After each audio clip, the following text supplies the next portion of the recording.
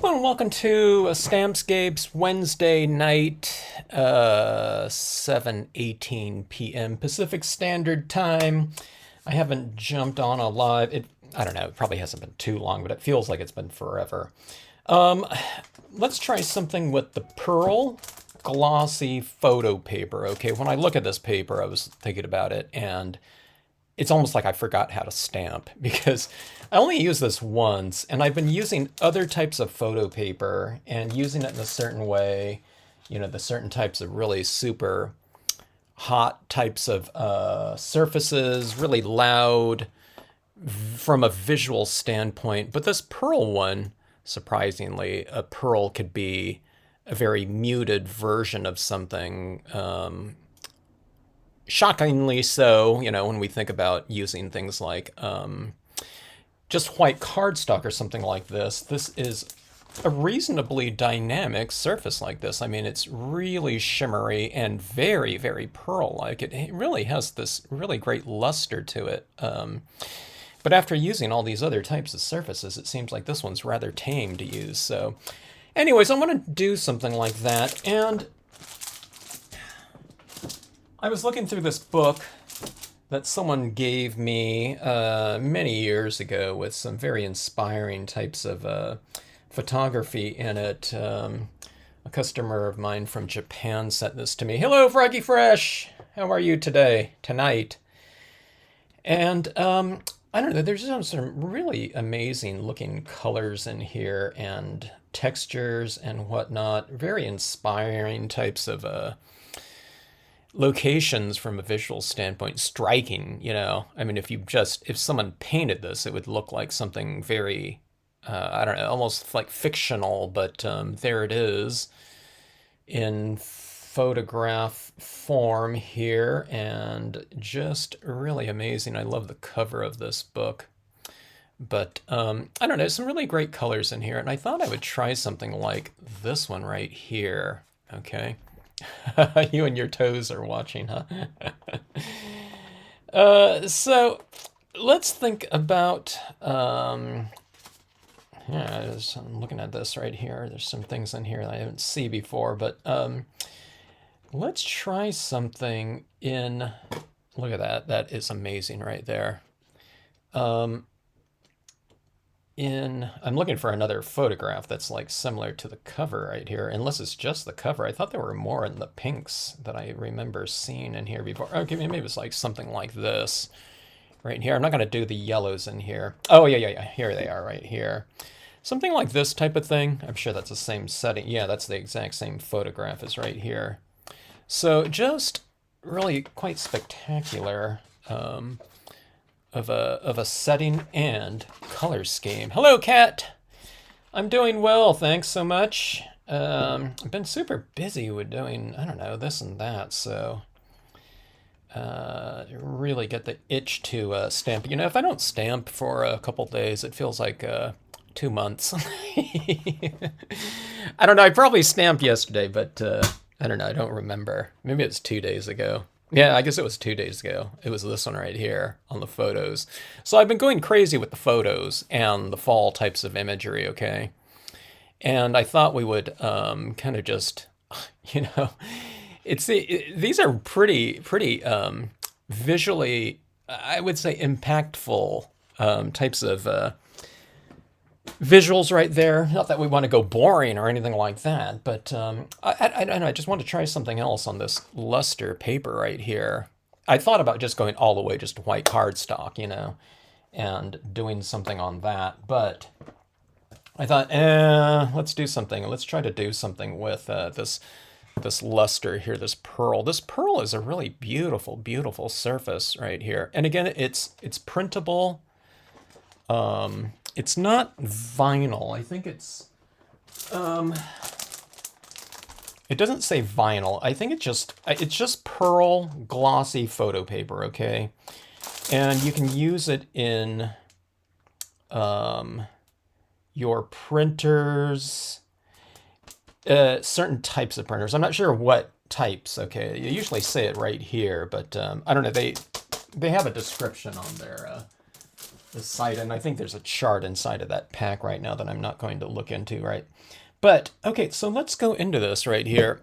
This, for me, it's really baffling because I'm not really sure how to approach this, because it's silver, so I think I can add color to it, and it's not like foil where, you're turning around and it's like completely black all the way to a reflective gold or something like that. So I think I can just go directly on here and just go into it with some alcohol inks or whatever type of coloring I'm going to use on there.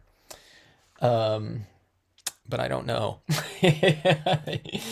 We'll just have to see here. I'm going to be winging it here, and it might not come out, for all I know. And plus, I want to bring in all those other types of colors into this, so I'm not sure if I'm going to be able to just stamp in those colors or not. We'll have to see. Good evening, Joy. Good evening, Jeannie. Let's see. Oh, you did some stamping yesterday and stenciling. Well, I saw your post, of your birthday card. Of course, I don't know when you did that one. All right, so let's see here. I'm gonna let's go with a tiny bit of tone. I'm not going to spend too much time on the coloring process, but I do want to bring in a lot of different colors into this one. This one's going to be, like I said in the title of this is going to be Purple on Pearl. And I'm hoping, that it comes out pretty good. No guarantees here, but let's just see what it looks like. Okay, so this is going to be this watermill type of scenario right here. I'm going to have some rocks here, and I thought I would bring in this tree right here that I'm usually doing in some sort of aspeny color scheme. After all, it is the Quaking Aspen stamp, but I'm going to use it in a different color scheme for this one. And let's see how this goes. I'm not sure what I'm going to be filling in around this, so I'm just going to be starting off with my main focal point for now. I always say that if you put a little person in or animal in these types of things, the eyeball, our eyes go straight to those living types of elements in there. So let's go with this, all right? So very kind of more of a fantasy type of take on nature, okay? I mean, that was real, where'd it go? If people just joined in, we're going with this type of color scheme right here. Won't that be fun with the paint pens, in theory? I don't know how, I don't know how these things are going to come out. If I've never done, certain types of whatever color schemes in this case, or processes and techniques, ever, so never a dull moment in exploration. Okay, this is my magenta. It needs to be re-inked here. I'm not gonna bore you guys with doing that right now. Let me see if this one's wet. Oh, this one's completely... Okay, so I won't be doing very much coloring at all. Okay, so that's just my violet one's working. You can re-ink Marvy 1500 series markers, by the way. You just open up the back and take out the reservoir, and those come, if you don't have a Marvy re-inker, I don't know. It's better than just tossing it out. I was going to say you can use a different re-inker of a different brand in here. Don't use a pigment ink in there, but use another dye-based ink. All right, so adding this down like so. I'm hoping that I can even get a good impression of this on here. Okay. I think I just went with standard dyes the first time I used it. I can't remember. Are you putting... Let's see, I'm going to watch you on TV. TV now. Are you putting a cat in there?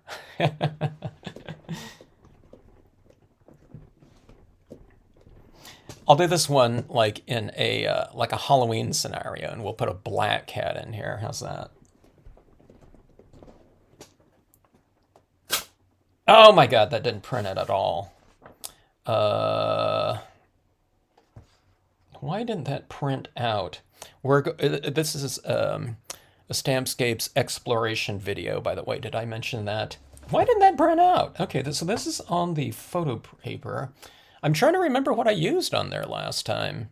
But that printed out up there. Okay, let's try this again. Maybe did I take too long on this one? Okay, test print right here. Okay, that's not printing out at all, right? The black, but why did that print out up there? All right, so we're changing course here. All right, good thing about this paper, you just use the. No, you can't use the back.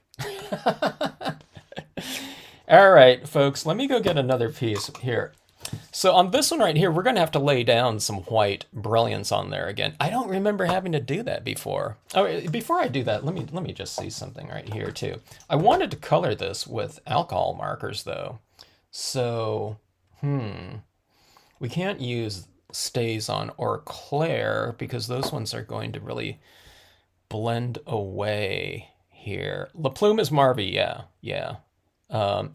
With the double-sided La Plumes, I'm not sure if you can take out the brush side, the thick side. You might be able to take out that nib and put re-inker fluid down that hole. It's going to be a lot more narrow than the 1500s. All right, here, let me see something. Excuse me, I need to go get my other half. This is a half sheet right here, so I guess I left the other half on my paper trimmer. Be right back.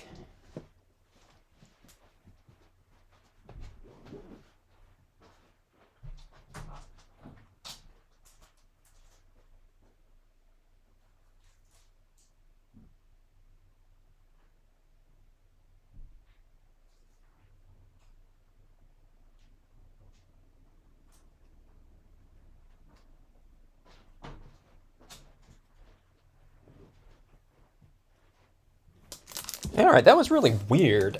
I honestly don't remember what I used on this. I guess I should have watched my video on how I used this before. Okay, so this is probably more akin to the starry vinyl, like this, okay. But this one took it took everything though, that we stamped on here, right? Marvy, Brilliance, StazOn, and Claire on this one right here. All right, so the pearl's different. Let's see how this goes here. Maybe I'll go with the StazOn. All right. Let's see here. Let's see how this goes. This is weird. Like I said, hello, Maureen. I guess I did forget to how to stamp here. So let's go with the StazOn, and I'll just I don't know. I'll change up in terms of media used on here. Let's see if this one works. I mean, StazOn should work if it works on like a saw blade, right? Metal, glass. Oh my God, it's really super light. All right, we're doing some tests here. You know those quick scenes that we do on the channel? This is a version of the not so quick scene. All right, I'm going to do this too on this one right here. We're doing a quarter page. We're doing standard card size. I'm not going to go big on this one. Relatively big, you know, the half size, half sheet here. So this will be more of a test piece. Okay. So we'll get the shimmer, and I really need to take a look and see what I did on that first card that I did. It was I think it was a covered bridge. It was an autumn covered bridge. I had a hard time finding it. I didn't realize that I did it almost 2 months ago. I was looking like back a month and I couldn't find anything. All right, so quarter size. Let's see how this one goes here. All right, so let's lay down some Brilliance ink. Gosh. The least, I don't know, the least accepting service, perhaps? I didn't have any problem before. So let's see how this goes, folks. All right, so I'm using some Brilliance ink again as a foundation on here, and let's just see how this goes. Okay, so I'm going to use this like this. I'll go high on this one, and then we'll leave room for foreground because I still want to get those different colors in there. And I would guess the pigment inks, I mean the acrylic paint pens should work, but who knows? All right, so the vinyl papers have all accepted this ink really well. I'm assuming that there's an emulsion coating on this paper. Let's see if it's a little bit. It's not as sticky as the other paper, so the emulsion one's like this. Okay, there's like this tackiness on here a little bit, like that, you know, with that emulsion coating. This one is just, I don't know, it just feels like Star Dream to me almost, with that pearl coat. All right, let's see how this goes. But here's the thing, this paper right here, I just find that if we can get something to stamp on there, I don't know why it's not, it should be a really fantastic surface. If you can add some colors over the top of this too, that is an amazing surface in theory for water types of areas, right? Because it's already inherently reflective. And usually over like a watery surface, we're trying to depict that type of reflective nature on there. So if you're working with something that's already reflective, you know, we're not having to, you know, depict through contrast as much because you already have a reflective surface reflecting light back at you. You know, if it's just a piece of matte cardstock or something like that, you're kind of doing things by the illusion of, you know, of different values. So leaving an area light on there, like, you know, little ripples, or putting paint pen, you know, dots in the water or something like that to look like little specks of, you know, crepuscular lighting or something like that. So anyways, let's see how this goes here, okay? Okay, so I'm doing this thing that I often do on a dark piece of paper. I'm putting this little line down here to represent kind of light hitting water. And we'll see how it goes. Okay, so I'm going to do those aspens. I think those aspens, I don't know if they're going to stamp out, but it'll be a base coat mostly for my paint pens. So if I can just get kind of the gist of those trees down there, hopefully I can. I'll be adding in the most of the coloring and form with the paint pens. Let's see how it goes. All right.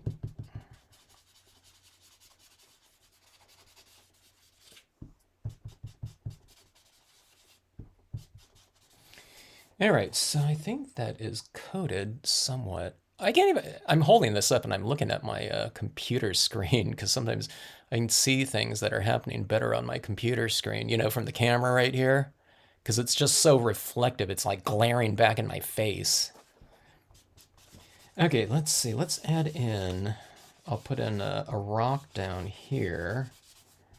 Okay, now remember, Brilliance ink is a little bit different than, or a lot different than other types of pigment inks. It's water-based and it has been designed to dry on less than porous surfaces, and I'm guessing that this thing is very non-porous with that pearl coating on there. Hello, Nancy Stamps. Good to see you, Nancy. Hey, Nancy, I'm trying the koala. Good thing you're here. I'm trying the koala pearl paper if you're still on. And where is it? Where'd my pack go? I left the. Oh, here it is, right here. It's like right next to me, and I couldn't get an impression on there with the dye-based inks, and that StazOn. You would think StazOn would stamp on there. I don't know. I stamped something on it before, and I just couldn't get it to stick. I don't know. Maybe Nancy has like Nancy got some of those koalas, you know. I don't know, maybe you have a suggestion on what might stick on there. I'm giving this a base coat that, you know, should accept the inks. Okay, so I'm stamping on top of the brilliance now as opposed to directly on the paper, and let's see how that goes. I don't want to block out everything though, because then we might as well be stamping on a piece of matte cardstock or something like that. So hello Ariel.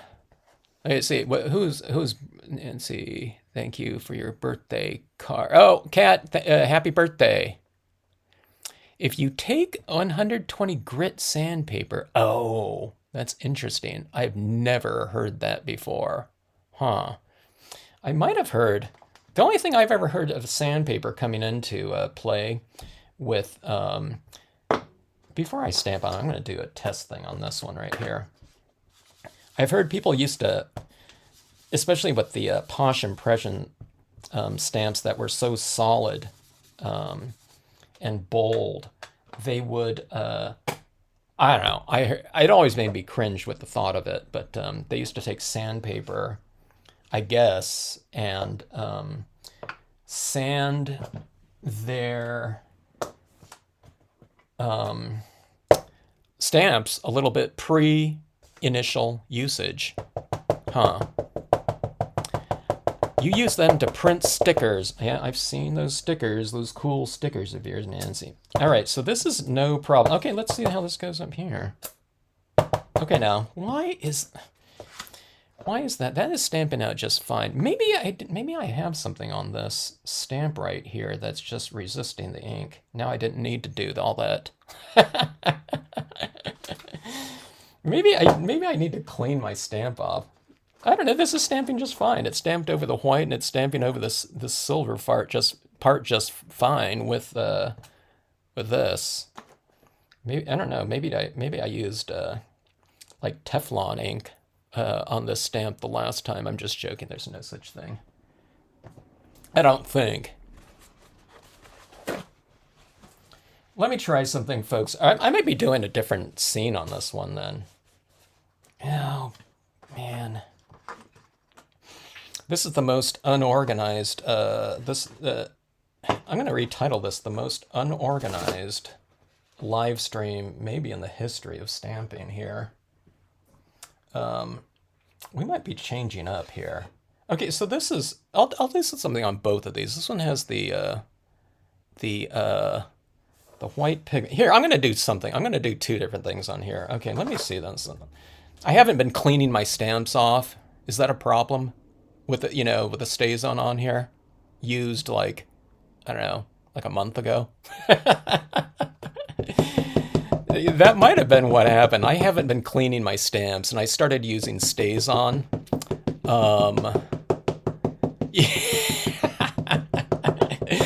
That's funny, Ariel.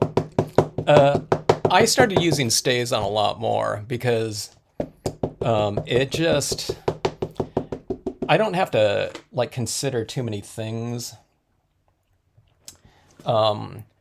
with the StazOn in regards to ink compatibilities with people, like say around the world. I'll just say, all right, just use your StazOn if they can't find a certain type of like Brilliance Black or something like that. It was just use the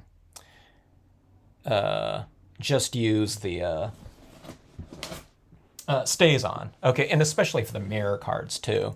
Yeah, I now one of the things that would work for sure, Nancy, is the Brilliance Black. But the thing is, I wanted to color the pieces a little bit more, and I thought that wouldn't. I wouldn't be able to color it, especially like the Brilliance with alcohol inks or something like that. I don't know. I could do it just with colored pencils or something like that. Okay, all right. It's this stamp right here. I didn't clean off my StazOn ink. I'm cleaning. I've learned my lesson on this video here. All right, so let's try some other things here. I mean, that's the thing right here. I think when I was using those other inks up here, it printed out just fine. Did I just lose my feed for some reason? I just lost my feed here. Oh. Something happened to my window.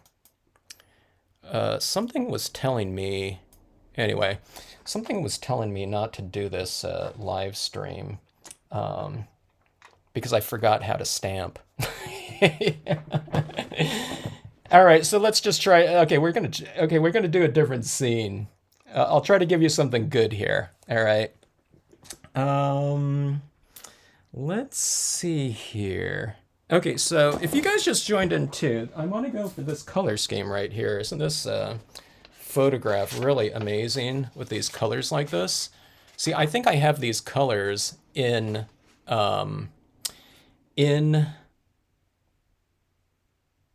acrylic paint pen form. Okay, and I want to get these different types of values in here, these warmer tones, maybe some greens within purples. I don't know if I'm going to be able to do that. Maybe. But then I wanted to put that mill in there or something like that. Something real rustic, you know, something like a cabin or something like that. But let's just try, let's do an experiment with those trees in here. And then I figured, you know, if I'm going to do that, then let's just do something. Let's kill two birds with one stone and do it on this really pearly type of paper right here. All right, so okay, so I'm cleaning my stamp. I guess tomorrow I'm going to take the time to clean a bunch of stamps. Gosh, I think I have StazOn on this one too. All right, let me do a little experiment here. Let me see. I have been wondering if not cleaning is going to be a bad thing on these stamps. Let me see how this one goes right here. I think I've got too much buildup on some of the stamps. Okay, so that's fine. All right, here. Let's see. Impromptu design. Maybe I'll do a mayor card. But using the pearl like that. So we'll do a rock and we'll do these purple pinkish trees up top like that. Let's give that a try here. All right, so did that rock stamp out? This rock one, I think, has been... All right, I need to do this, folks, I guess on all these right here.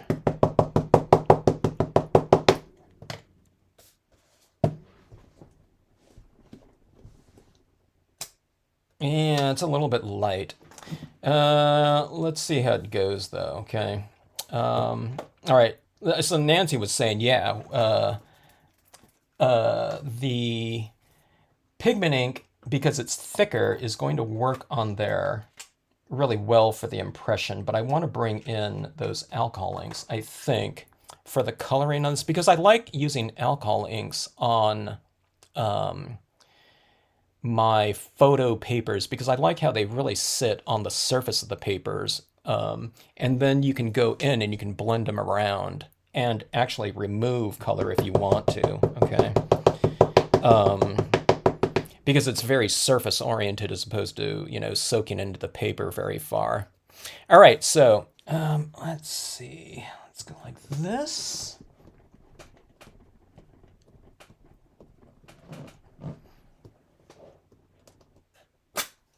Okay. This is the boulders with lichen. All right. I was thinking before I started this video, I think I almost have too many things to is there such thing as having too many different choices to use on your scenes? Or just on your cards in general? I couldn't for the life of me find this pack of pearl. I was looking all over for it, and lo and behold, it's in my paper, you know, shelf. You know, I didn't realize I had placed it up there, but I have paper all over the place now. There's photo papers. I've been stamping on photographs, different vinyl holographics now, and I don't know, it's getting a little bit insane. And then when I went back to this pearl one, like I was saying, I just couldn't for the life of me remember what I stamped on here. And I couldn't even find the video posting. And I don't know, I guess I tagged it or something like that, Pearl, so I looked it up, on YouTube. It seems stupid, but I for some reason I thought it was a lake scene, so I was just scrolling down my videos and I was looking for something that was more lake-like. Okay, so going in here, okay, this one's really dry here. Let's go in with the pink. I think one of my pinks are nice and juicy, yeah. Like this.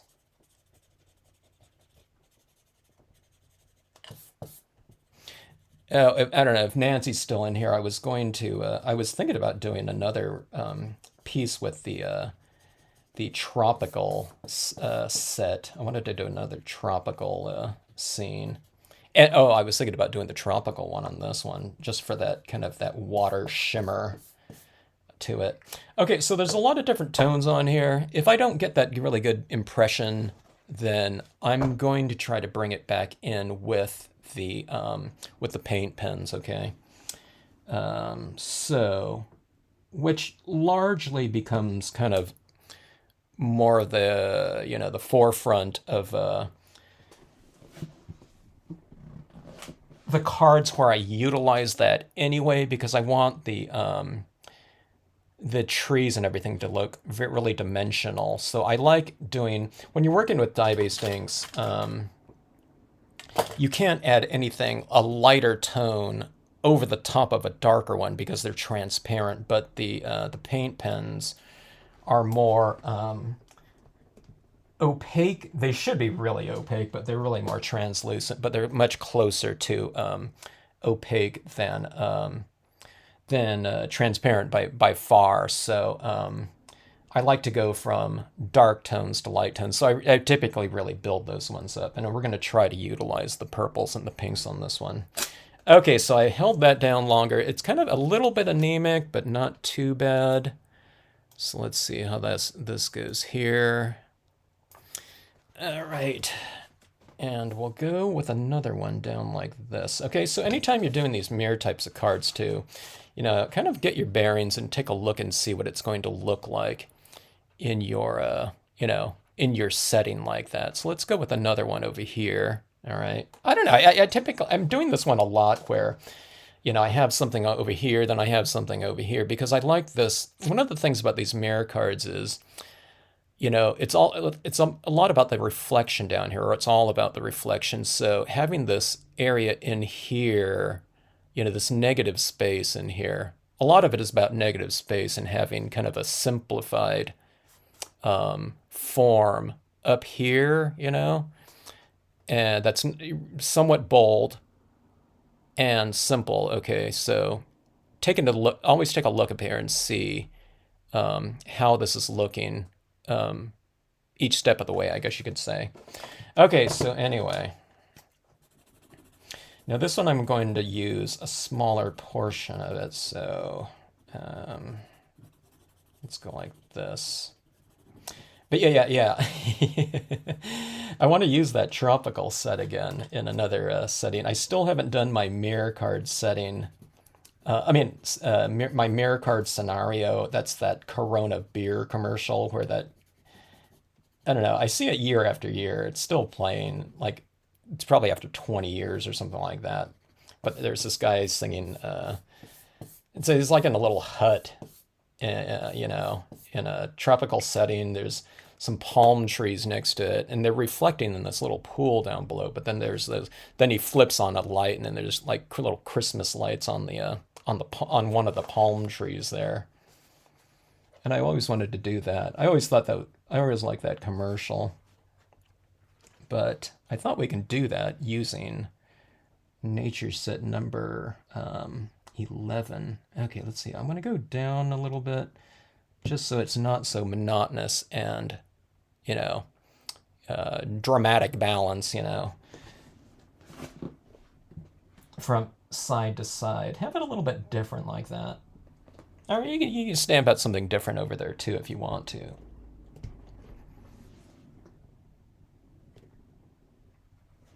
But this one's got, I don't know, I mean, if it comes out, it'll be one of those things where it's kind of like reflective, at least, in terms of iridescence. It's going to be like mirror, iridescence over mirror. Sometimes I go mirror over mirror, with another piece of mirrored cardstock up here. But so this one's going to be a little bit different. So you'll get that kind of benefit of a reflective type of surface reflecting down into, another very reflective surface. It just seems strange to me to think about this isn't terribly reflective because we've been working with so many other things that are like really reflective, So it seems like before, we're just working with Star Dreams or something like that. It was like really different looking. But I don't know, over the course of this last year, working with all these other types of really super loud surfaces, it's like some of these things are just like tame by contrast. So what is it? Perceptions by contrast, during the stamp wars, like Tracy would do like this one right here. So after I use this one, Nancy, in a scene, on a couple scenes, it's like that holographic has made like everything like super mellow by contrast. Even like this type of thing is like kind of a mellow surface right here in comparison to this. This one's like crazy. It was good. It was good to do that though, because everything, like I said, was, so different. Oh, here's my test on the vinyl holographics like that. Like even the dyes worked out just fine. Okay, so we have this right here. And okay, so we're going to see if we can get that benefit of this being stamped out in the dye-based ink. I'm testing right here for moisture content, and it's relatively dry, so I think we're going to be okay with that one. Yeah, Froggy Fresh, check out Stamp Wars. Well, Nancy's here. Nancy's the one that does that, so maybe Nancy can explain that to the viewers here. You just got to check out Stamp Wars. It's one of the coolest.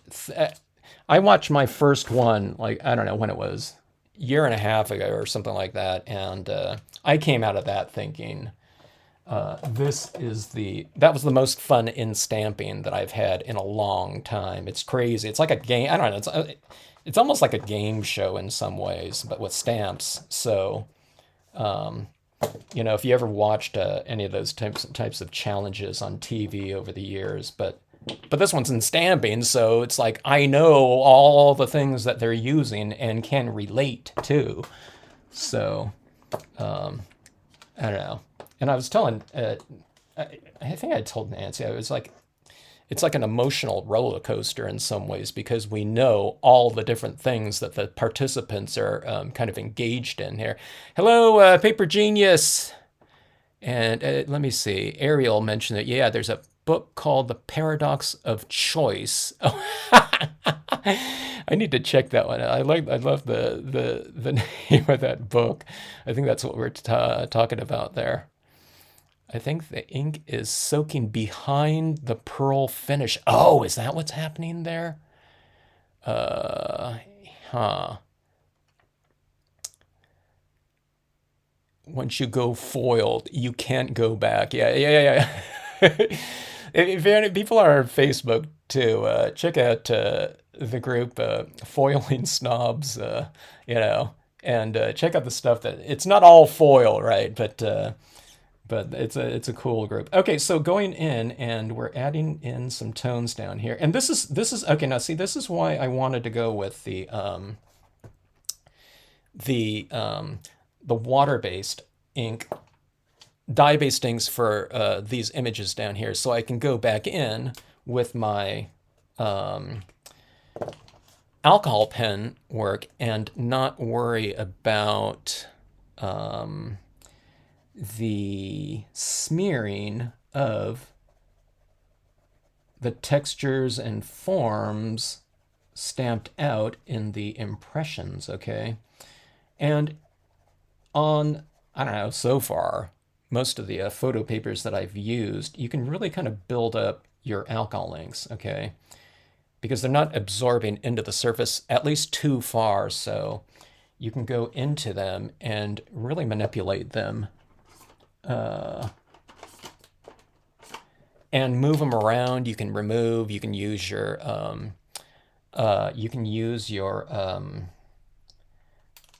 blender pen and go in there and remove ink. You can move it around, etc.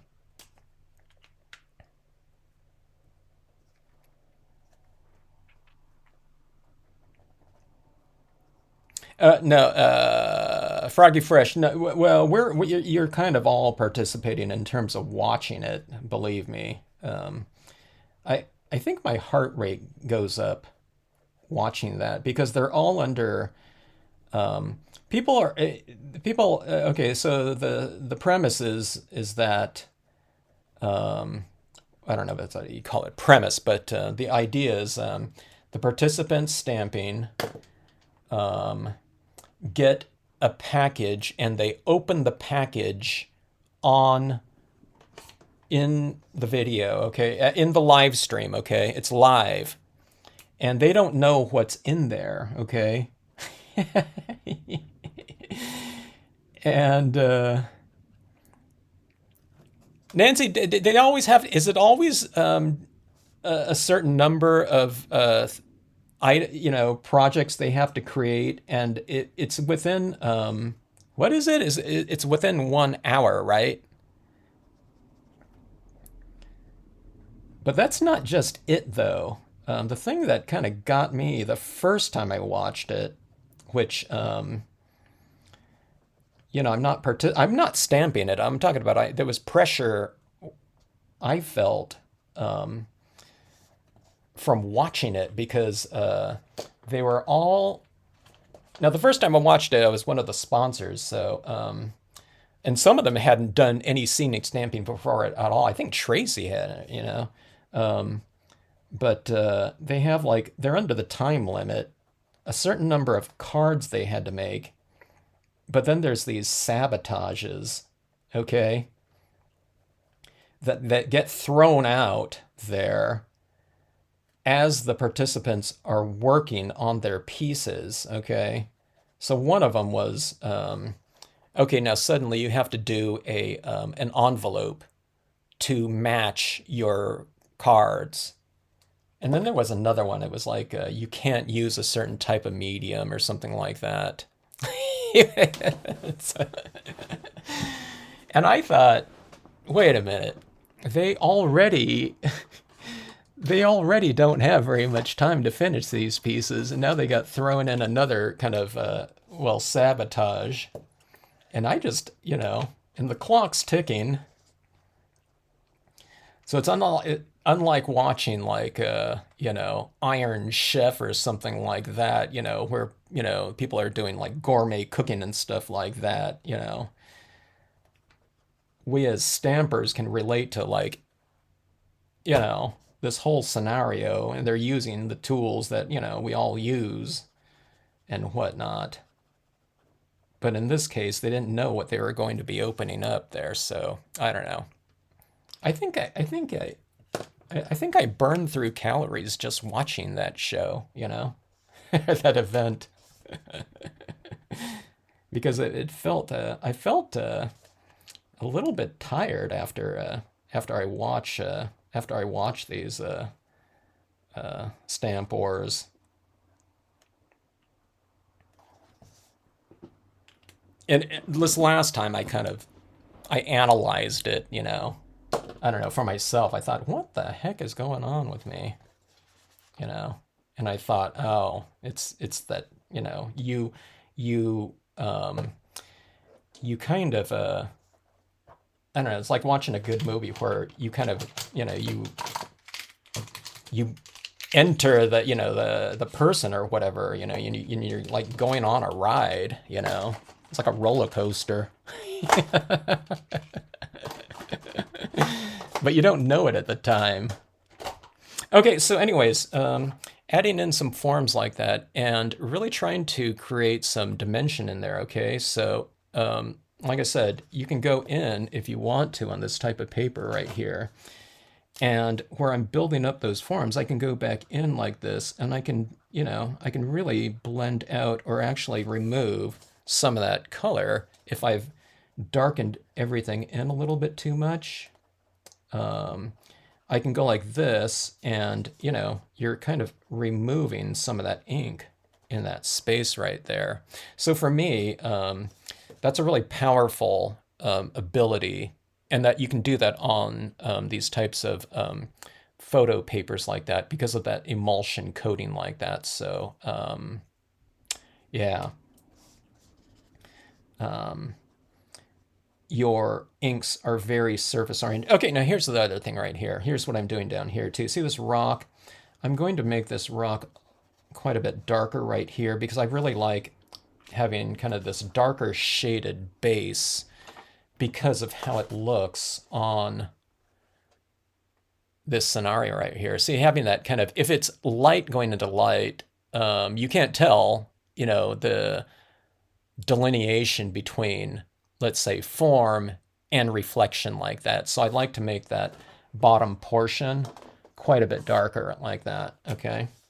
So let's go with the black here. That's going to be a little bit too black, but I'll just lay it down like that, okay?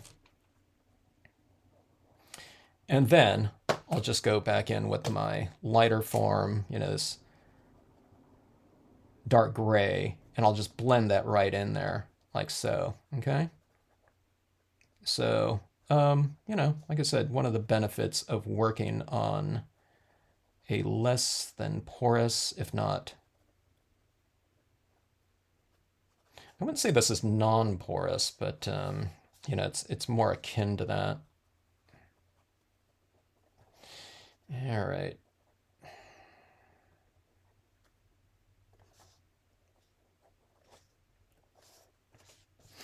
Let's see here. Let's see.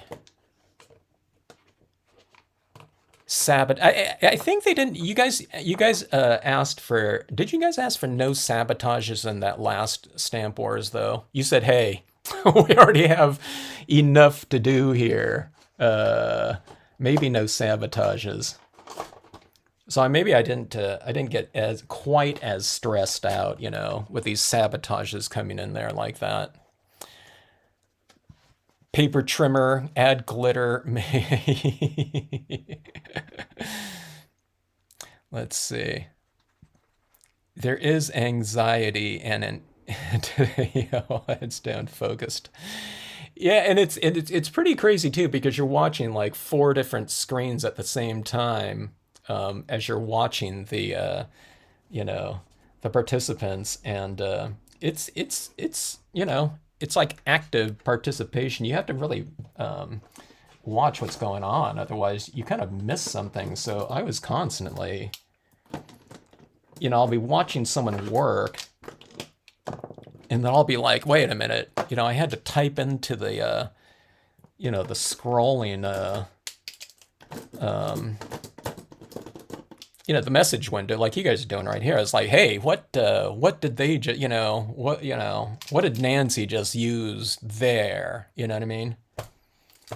Or something like that. Okay, so anyways, so see this little kind of this area down here that's a little bit darker now, right?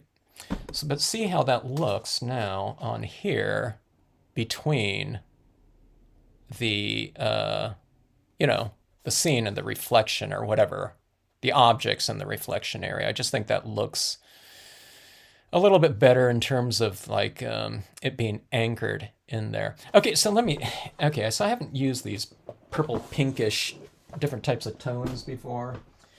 So let's see what we have here. Okay, so with these paint pens here, I don't know, I think we can get something, akin to these types of colors, right? I don't know if this is in there, but this can be a base coat, for these other lighter ones in here. But all these colors are kind of in there, right? I mean, this set that I have of these larger 3mm pens is not that big, but it's not that bad in terms of having a pretty good, decent range of colors. Okay, and I can also go into the Artistro extra fine, the 0.7s. But this is just the emo keys. You know, it's 24 colors, but I don't know. Luckily, there's enough colors within this type of color scheme. Okay, now here's what I'm looking for, though.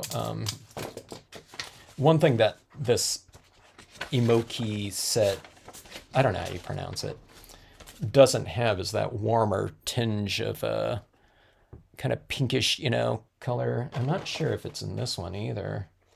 I might have to go into something like a tan or something like that. And like I said, when you're utilizing these pens, maybe this one right here looks a little bit, there's a tinge of warmth in this one, I think. These pens aren't 100% opaque, which can be good in some cases, but I don't know, sometimes you want them real opaque because sometimes I have to go for multiple impressions. But on the other hand, when you're using them and applying them, you don't have to work as hard for kind of an overall kind of visual harmony sometimes, because they blend in with the other colors that you've already laid down, other paints that you've already laid down, or even the colors that you've already laid down in whatever dye-based inks or alcohol inks underneath it. Because again, they just, I don't know why, they dry. There's some types of media out there, pigment inks, the ones that are kind of supposed to be more opaque, they dry more translucent to moving towards transparency to me. They're not transparent, but they move in that direction. Some media seems to dry darker. I don't know why. Okay, so anyway, let's see here. Okay, so with these types of pens like this, the ones that are a little bit more opaque, I usually start dark, okay? And then I work lighter. Okay, so I haven't even used this one yet. Okay, so let's see. Let me make sure that I've used these other ones here. The more you shake these ones up too, the more opaque they get naturally because they're just water-based acrylic in there. I don't know. You can use that to your advantage sometimes too. Let's say you have something that's a certain hue, but you want it to be a little bit lighter, preferably. So don't shake it up as much, right? So there's more binder, which is water, in the mix without the paint mixed up, okay? But usually, okay, see how that worked really fast. I usually don't have to do that. I usually shake it up as much as I can because most of the times things are not as light as I want them to be. So I want a full blend of the the medium inside the barrel there. All right, so anyways, clustering my little dots like this. I think what this is going to represent is this is going to represent kind of shadow forms in here, okay? And again, this is just a base coat, so it's not going to look I lost my viewer window here. Let me see if I can bring that back. I guess I inadvertently closed it earlier. Let's see. View, enter full screen. I'm not real familiar with this. I'm familiar with the software that I'm using here to stream. If nothing goes wrong. All right, here we go. So again, I only have this little tiny window that I can see what's showing in here, so I can't tell if I'm going out of focus or not. Okay, I won't adjust this anymore. Okay, so see, this what I'm doing is I'm kind of clustering these dots on here, okay? And that's one of the biggest things. I think when we all kind of start doing like different types of patterning with things like paint pens, especially with a white paint pen that I used for years before color ones came out. I still use the white pen all the time, but the thing that I noticed in myself as well as others, is we tend to do things like this, okay? It's like, it's very noticeable when someone's doing stars or something like that, okay? We all do this patterning where everything is kind of like equally spaced, okay? So what I'm doing with this clustering is I'm going like that in my trees and branches, okay? Like that. Okay, so that's how I do it with trees. And if I'm doing something like stars, I usually cluster things a little bit more. Some things are a little bit more spread out, but I'll do a little cluster like that. And that kind of, a little bit more of a regular pattern kind of looks a little bit better, because as we see it in here, see this little area right here is lighter, and then this little area is light, and then there's dark. It's a little bit more varied, okay? I don't know if it's random, but see these areas in here, it's not just that same tone over the whole thing. So that's what I'm going to be trying for, in order to make these trees kind of shimmery with a somewhat of a natural light. And again, I didn't get a really super dark impression with the aspens on here. So this is where this is going to come in to play, which I like anyway, because I like these trees to look a lot more three-dimensional. And that's what we can do these days with paint pens, where, before these, I don't know, these paint pens, they might have been out for, a long time, but I certainly didn't know about them until, and when I say recently, I'm talking about the last maybe couple of years or something like that. But I don't know, I just wasn't using them. People were, I don't know, I didn't see a lot of people using them. And then, like, these paint pens, like, are advertised with most of the samples, like from the manufacturers on the webs, like in the website descriptions, it's like most of it is where they've used them on rocks. It's like rock painting. It's like, I didn't know rock painting was, I don't know, is rock painting big? Because that's why they advertise these, just like drawing designs on rocks. All right, so adding this in like so. Okay, I'm gonna come over the top of this rock a little bit too, like the tree is kind of, some of the branches are hanging over the front of the rock like this.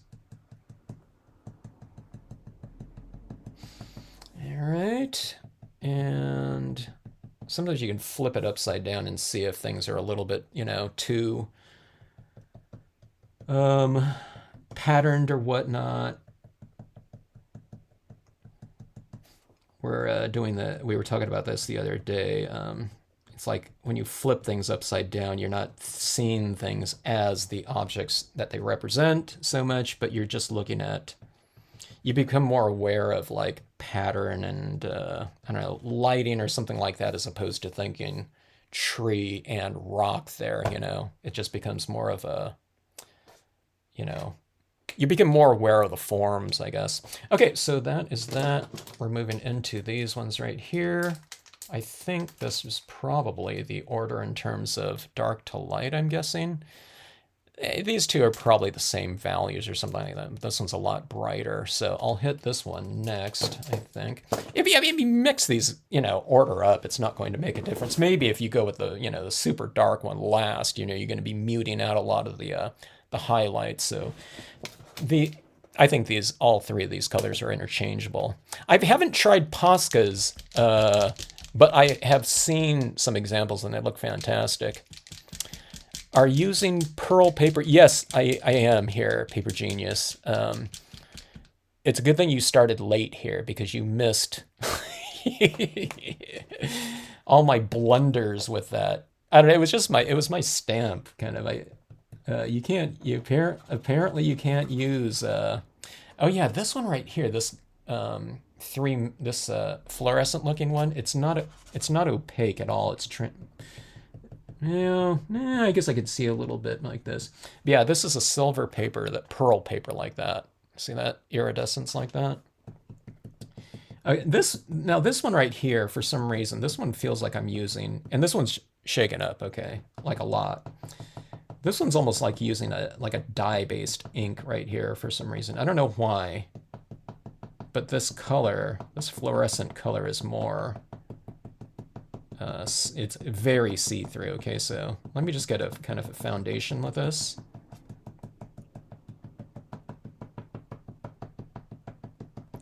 And I'll try to cluster some of it a little bit more. Okay.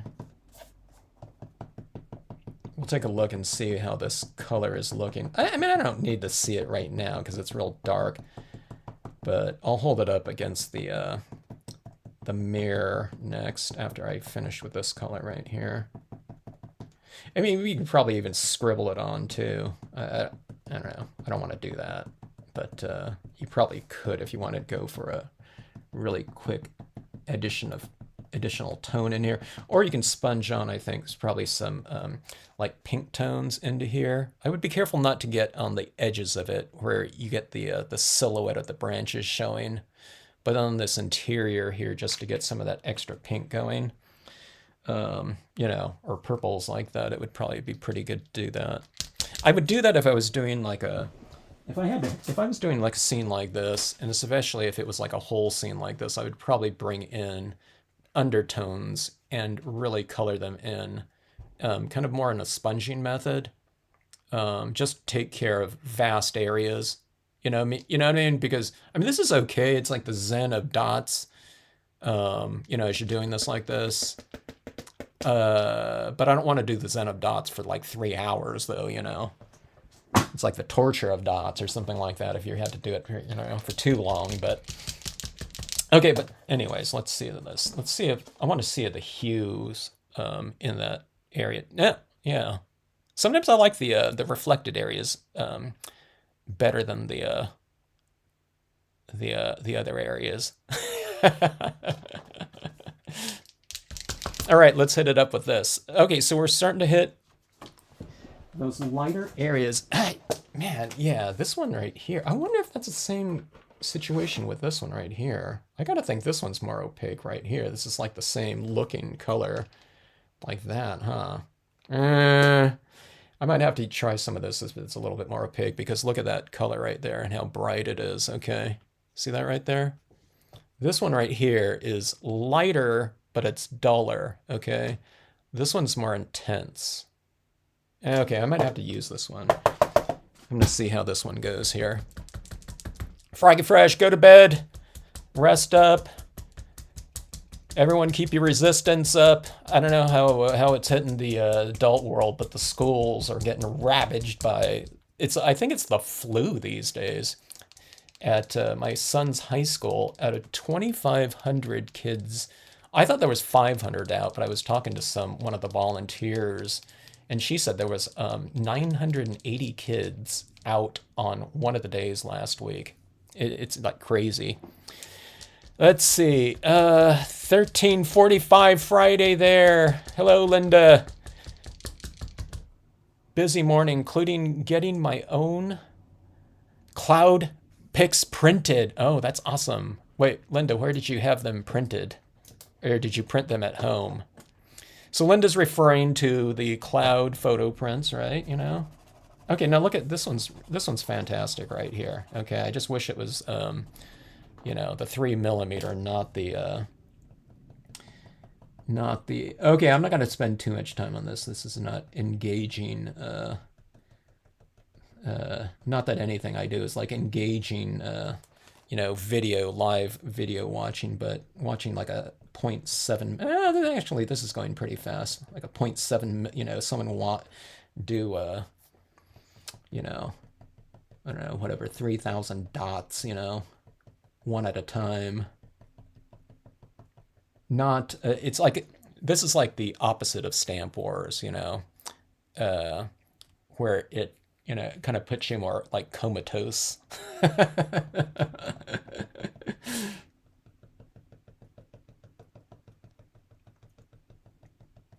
It's like a ASMR right here. You know, if I wasn't blabbing. Let's see. Oh, Nancy, so sorry to hear that. One of the things that's been happening out here is I don't know. My son, he didn't mention anything. Like there was nothing noticeable in terms of kids being sick. But then there was a homecoming, event and dance and all that. And he said like there was 15 kids missing in his first period class. The Monday after homecoming. So, and then they just got sicker and sicker. And then there's like PSAT tests and stuff like that. And, kids weren't like staying home, with that type of test. So it's like everyone's like coughing in all these classrooms and stuff like that. But bummer. Yeah. Hope you recover quickly. Missed the notice. Hello, Linda. You didn't miss anything. You missed. We need to. We need to. I'm going to retitle this the most unorganized live stream in the history of paper crafting here.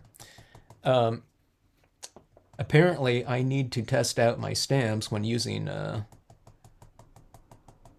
pearl paper for I don't know, impression quality or something like that.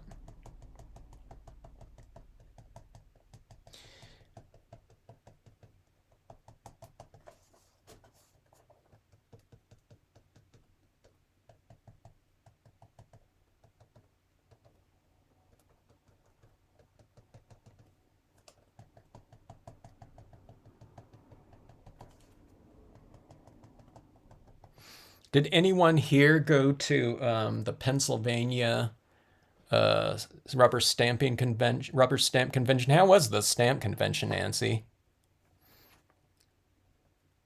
Winter light show here. Oh, interesting.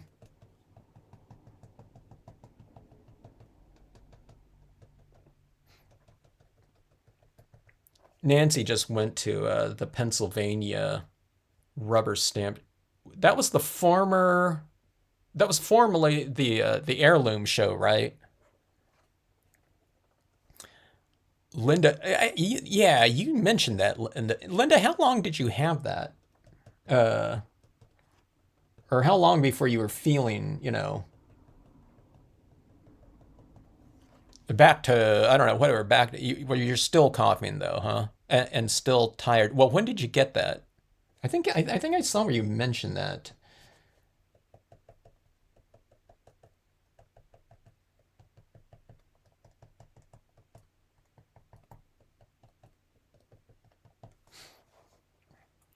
But over the weekend, was the first time I wore a mask again in, I don't know, like months. I think I didn't wear it at Costco because no one was wearing theirs. So it was like, no, I think I did. No, I did because, yeah, because of what was going on at the high schools that I knew. I don't know. Better safe than sorry, but, and then I went to this other grocery store where everyone's always wearing masks, so I just wore it. Okay, so I'm going into the lighter tones right here. It's not that much lighter. I thought it would be. Huh.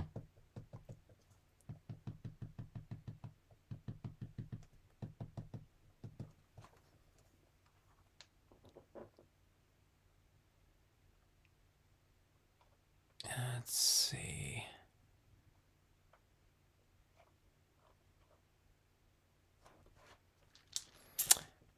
Yeah, formerly, yeah, York. That was one show that was. I don't know. There were two heirloom shows in Pennsylvania, right? Back in the day. Those were two that I just never got around to. Two that were, well established for years that I never got around to doing. But again, I was telling one of the live streams earlier, I didn't like to go to. I didn't do shows where I already had several wholesale clients that also taught classes. Sometimes they would interfere with sales for those stores as opposed to kind of, kind of helping promote the line. They didn't need any help, in areas. So I just, I stayed away from those areas.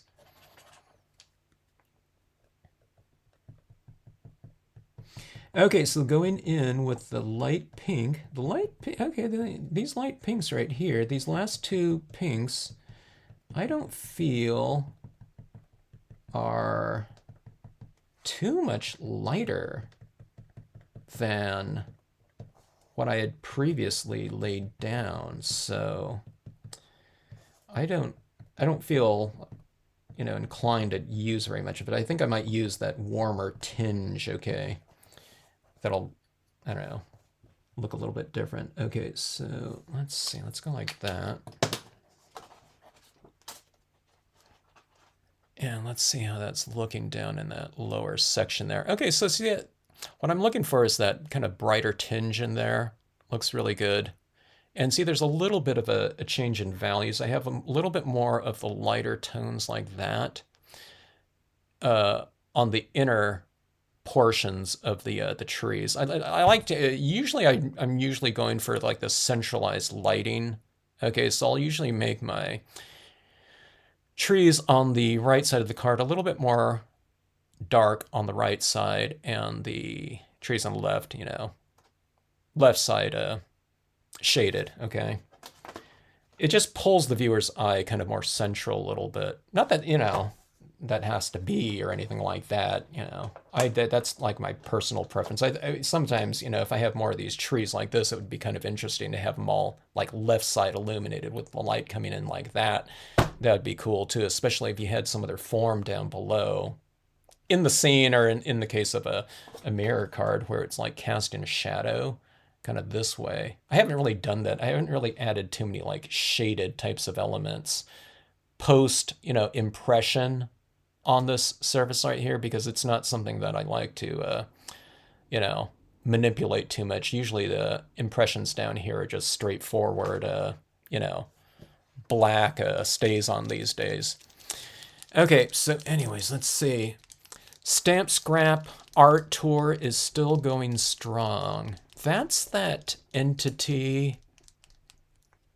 Is that entity that was a bunch of different stamp companies that started that one? I think it was.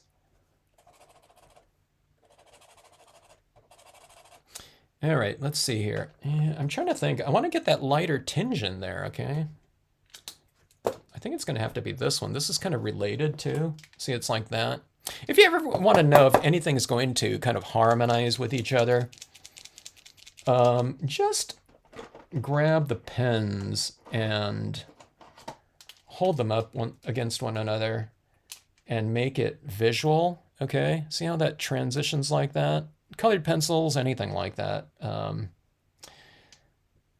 When people do that I did that for years in my workshops. We were using the Marvy pads because it was very convenient, but, I just had them line up their pads in some sort of color scheme and just line them up from light to dark. Oh, yeah, Stampers Anonymous. I remember Stampers Anonymous and, who was that Orlando-based company? She was in there. I haven't seen Stampers Anonymous in a while because, the only shows that I've been doing are in the West. So the Mesa, Arizona show, which I'll be doing in, boy, I think it's in a couple weeks, actually. 3 weeks or something like that.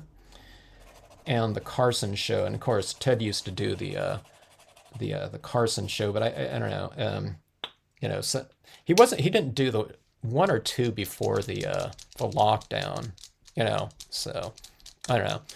Carson's a tough one for anyone that's not in the West. I would say even the Pacific Northwest, it's like we're isolated down here. So those other shows, they were able to kind of coordinate so they can keep migrating, from like state to state, neighboring states. So the idea with the Carson show and the Mesa shows, the Mesa show was always one weekend before Carson.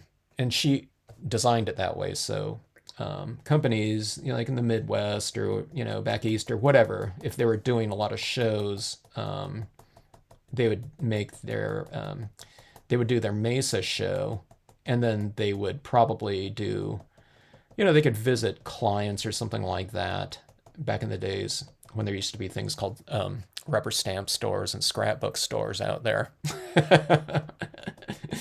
I laugh, but that's sad. They would go and do workshops and things like that, in the Arizona area or LA area, and then do the the Carson show. And what, I don't know what they went, the Carson show from there, then maybe that's like, then they went all the way back or whatever, because that's like as far west as you can go. I don't think a Bay Area show is the week after like Carson, like another California show, or Sacramento or something like that. The Rubber-ramas. Okay, but anyways, you see we're adding in a little bit of extra tone in there for a little bit more of a value change. I don't think it's going to be much of a value change like that, though. Okay, I think I'm definitely going to have to go all the way to white for it to really show up in there.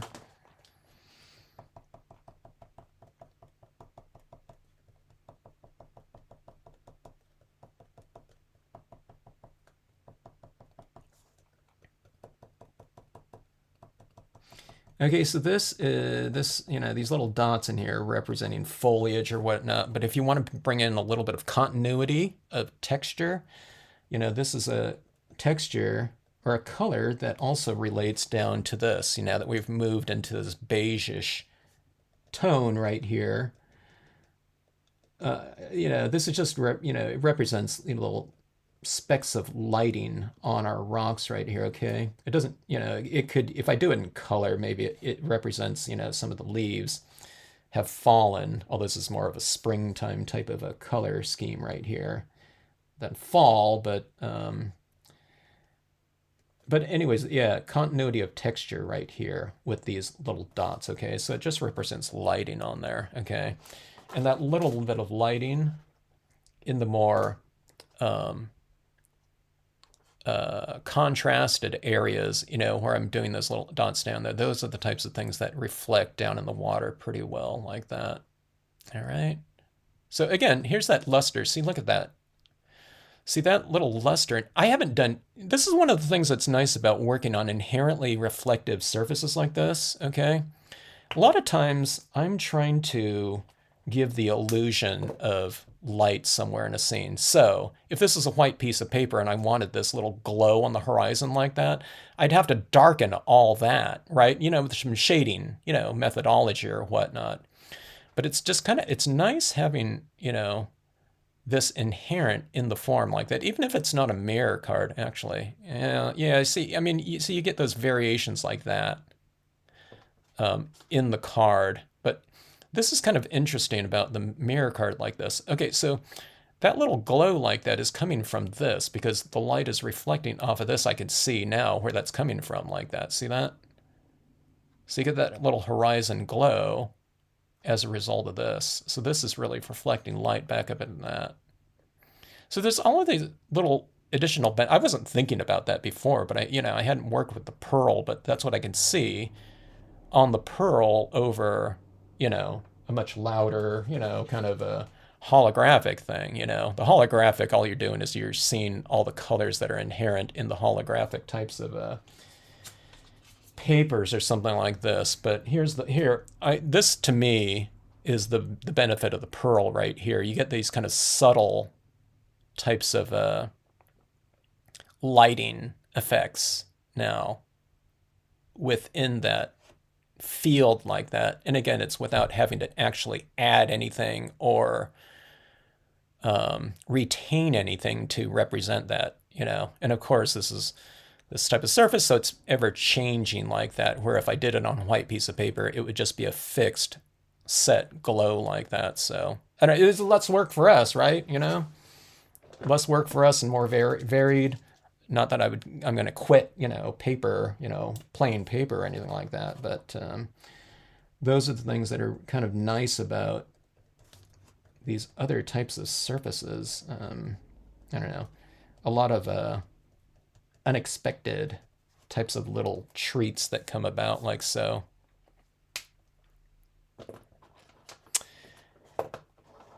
Okay. Well, Ted's still out there though, right? With Stampers Anonymous.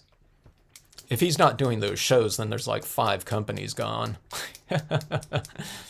Okay, Linda, Linda has some pearl paper from Michaels. I like working with it. Pan pastels are great on the your pearl. Wait a minute, Linda. So your pearl is it's like a matte then where you can use the pan pastels on it. This one right here, I don't know if we can use the pan pastels on this one. Maybe because it's printable, and it has this emulsion coating. I don't know, but then again, I don't know. It's a little bit tacky. Huh. Oh wait. Okay, so you're okay. So most of the like the Star Dream papers too, I would consider those a little bit pearl-ish. They're the more iridescent types. And some of those are really more. They're not as sealed off as this printable version of it. So, huh. So I could see that being used with the pastels. Okay, this is white right here. Let me get a little bit bolder with this, okay?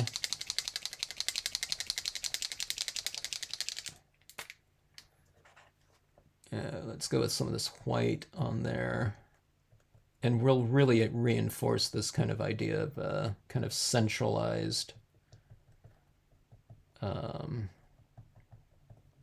directional lighting. Okay, so see these trees right here. I'm putting most of the these white dots. I don't know if we call it highlighting. It's just a little bit, it's light, yeah. It's making them a little bit lighter. It's kind of blending in too, so it doesn't really stand out as a highlight. It's just a little bit lighter, I guess. Like about like so. Okay.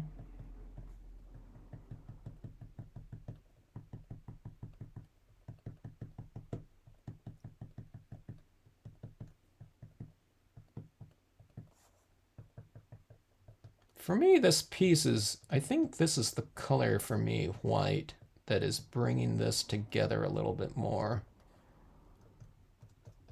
Sometimes you hit certain colors in the shading process or highlighting process, sometimes white pigment ink or whatever, and that's what kind of brings it together really nicely. But all right, so there is that. We'll add in some pigment ink in there too. I'm saying that kind of hesitantly because I'm not sure what that'll look like over the top of this pearl, because I don't want to lose the luster of it, and the white pigment ink would knock that down some. Maybe a little bit?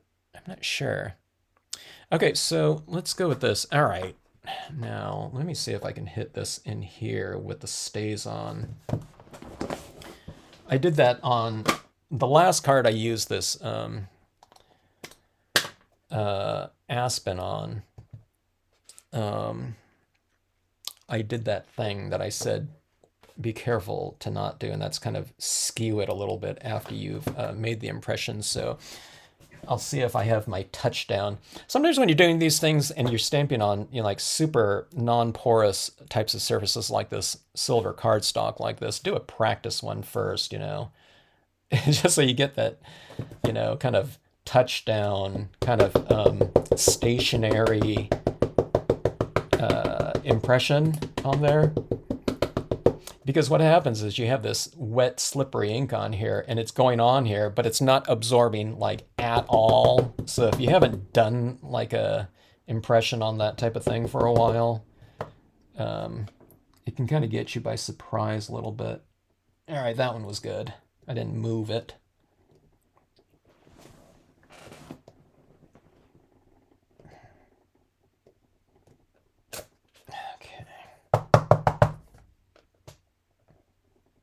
I'm going to try something on here too. These are just going to be kind of silhouettes, or it is a silhouette just in black here. I'm going to see if I can put a little tinge of some of those paint pen colors on this, like it's capturing the light, and we're seeing some of the color of the forms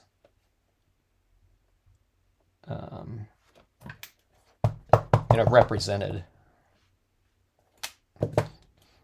I usually bring some of those colors down into the water down here, like it's, you know, if it's a fall scene and they're floating in the water. Okay, I'm going a little bit higher. I was going to put this one down lower again, but I thought, okay, this one's already going lower right here. So I didn't want there to be that type of similarity between top and bottom. Okay, if anything, I want this one higher here, so it's going high, low, and then high, low this way. Okay. And again, it's just to kind of break up monotony a little bit.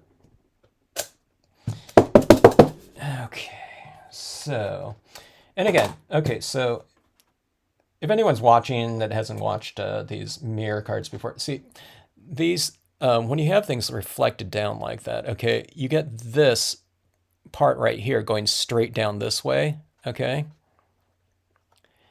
And these side images that I like putting in kind of high like that, these ones obscure that kind of that vertical reflection down in there, you know, where there's that side that, you know, isn't reflected like, you know, right in here.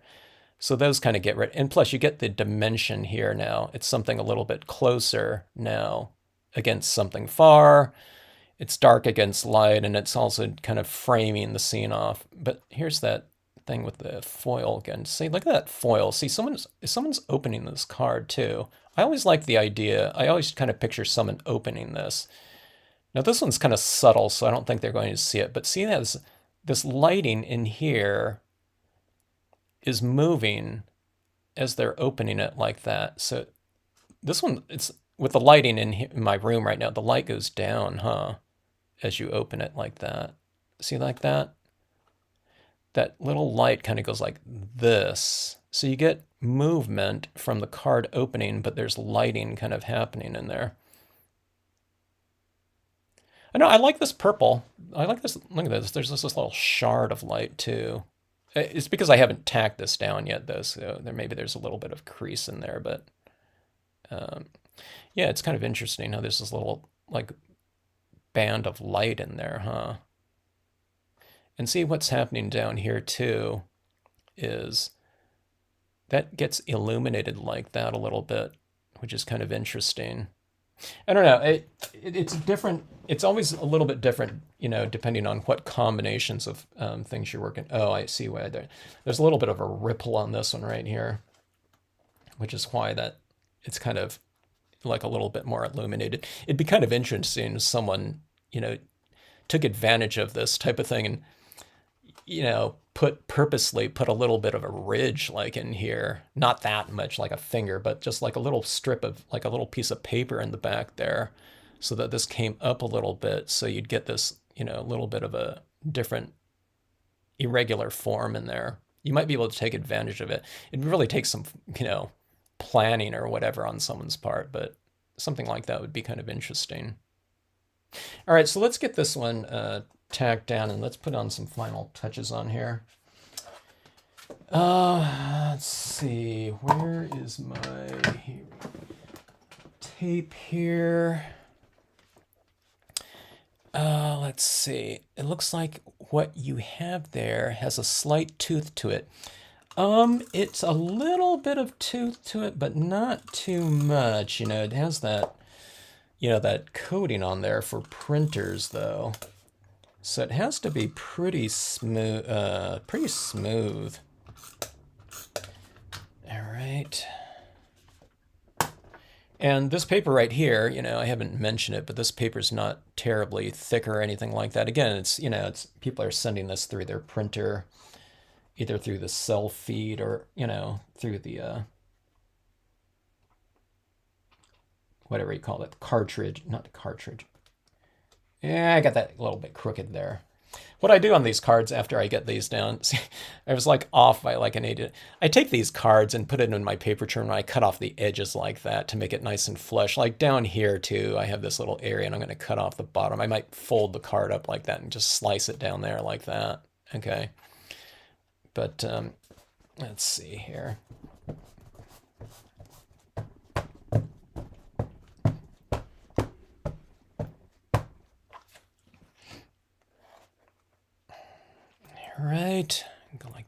that.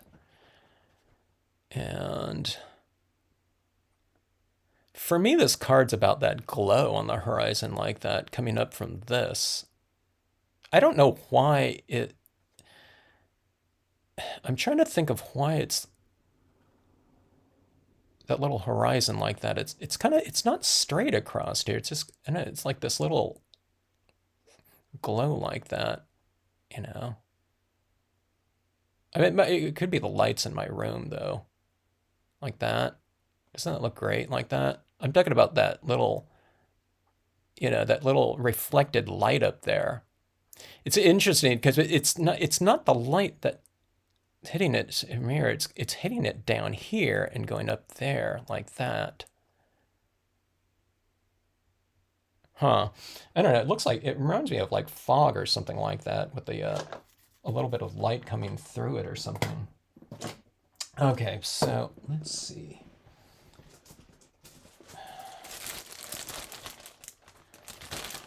Hello, Jen. The Michaels version is probably, yeah, it's probably going to be thicker because these, you know, this one right here comes in a big pack, you know. So, you know, they're going to keep it pretty thin, I guess. And again, this one's not like the vinyl sticker paper either. It's just printer paper. It's kind of interesting, though, that this pearl here, what they're advertising it as, is just like photo printing. So, you know, I mean, you're going to be printing like, I know it seems strange that you'd be printing like photos, you know, people, you know, which is mostly what people are, you know, printing all the time. If they're printing a lot of things, it's of people. So I don't know, is that pearl kind of surface going to add kind of a, you know, a different luster to it? And how is that going to look, you know, with just a regular photograph of, you know, someone, you know, or are you using it more for like artistic purposes or something of that sort? I have no idea. I don't think I even saw, I didn't even know like the pearl photo paper was like even out there. But I don't know. I don't know a lot of things that are out there either, so that's not too big of a, you know, revelation. I'm often the last, you know, a lot of people ask me about certain types of things, and a lot of times I'm like the last person to know. By the way, if Nancy's, yeah, Nancy is on. It was nice, you know, having someone on. I don't know. We were on another live stream earlier. It was like, man, that was nice because Nancy tests all kinds of different things too. It's not just Stamp Wars, but if any questions we had, there was someone that, you know, someone knew the answer. Okay, so anyways, here's what I'm going to do. I'm kind of going to lighten up the edges of these forms a little bit, just because there's a real kind of monotonous texture over it, okay?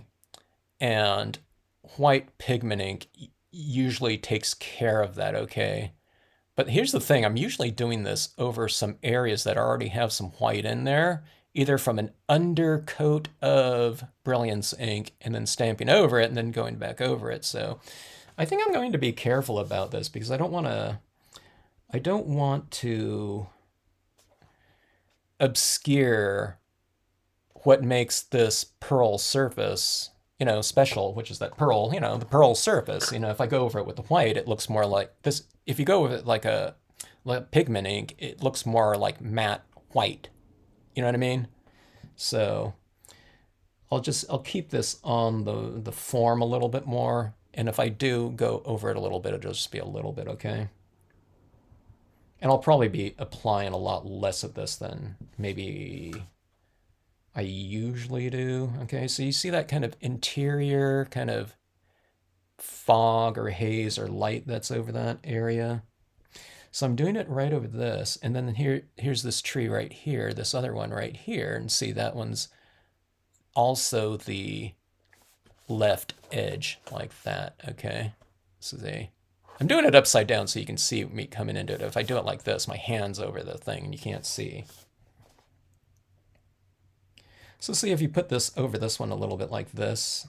Doing these little tweaks like this, You know, these are really simple things. I mean, that was just a couple little dots, taps of some pigment ink down there. But it separates these two trees a little bit too.